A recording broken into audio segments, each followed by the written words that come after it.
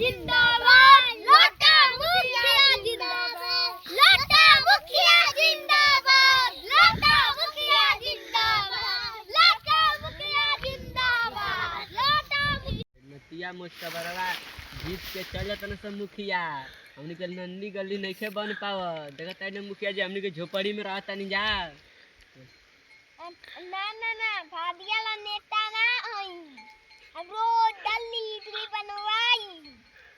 मुखिया जी हमनी के पानी पिए कितना दिक्कत होता नरवा बनवा देई ठीक बा चिकन तबे ना बनवाई जी हमनी के नरा कितना स्थिति खराब बा बनवा देई तनी जल्दी करके ठीक बा बस चिकन तबे ना बनवाई ठीक है बा क्या खर्चा पानी दे दे मुखिया जी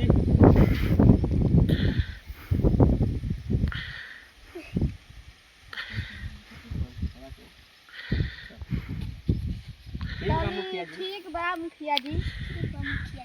खटिया छाप लोटा मुसहर जिंदाबाद अब की बार खटिया छाप तारा दिल लगा के वोट मांगे कुछ काम करते नहीं गोदा मरवा न दिया मुखिया जी माहौल गरम बा अरे